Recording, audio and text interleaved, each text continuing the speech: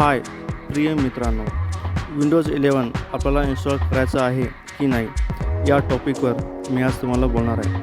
तर विंडोज 11 आपल्याला इन्स्टॉल करायचं नाही आहे, कारण आपला जो कम्प्युटर आहे, डेस्कटॉप आहे, मदरबोर्ड आहे आणि लॅपटॉप आहे, तो जुना आहे. त्यामध्ये जे फंक्शन विंडोज 11साठी कॉम्पॅटेबल आहेत, सपोर्ट करणारे आहेत, ते तुमच्यात नाही आहेत. घाईघाईमध्ये विंडोज 11 इन्स्टॉल करू नका. त्यामुळे काय होतं, विंडोज 11 इन्स्टॉल केल्यामुळं तुमचे फाईल्स व्यवस्थित चालणार नाहीत. जी तुम्हाला त्याचे फंक्शन्स हवे आहेत ते फंक्शन पूर्णपणे चालणार नाहीत, ज्यामुळे तुम्हाला वैताग होईल आणि तुम्ही ते करणारच नाहीत. ज्यामुळे तुम्हाला विंडोज चालवण्याची जी मजा आहे ती तुम्हाला घेता येणार नाही. बऱ्याचशा यूट्यूबर्स तुम्हाला पाहत आहेत, तुम्हाला सांगत आहेत ISO फाईल कशी डाउनलोड करायची, त्याला क्रॅक कसं करायचं, कसं काय करायचं, भरपूर गोष्टी.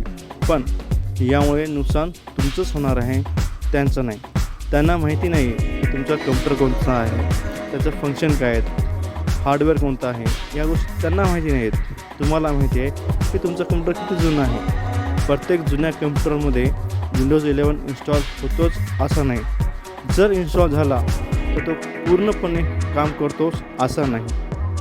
त्यासाठी विंडोज 11 इन्स्टॉल करण्यापूर्वी विचार करा की आपला कम्प्युटर किती जुना आहे, त्याची रॅम किती आहे, तो प्रोसेसर कसा आहे. विंडोज 11 आताच इन्स्टॉल करू नका. विंडोज 11ला स्टेबल होऊ द्या.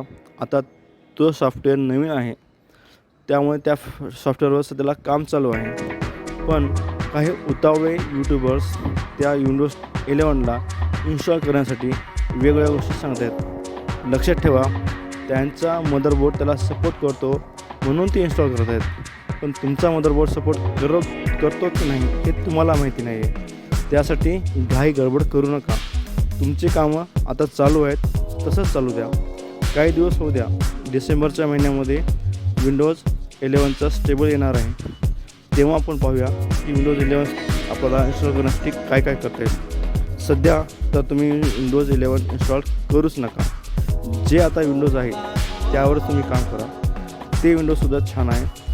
विंडोज 10 2025 पर्यंत तुम्हाला अपडेट्स मिळत राहतील.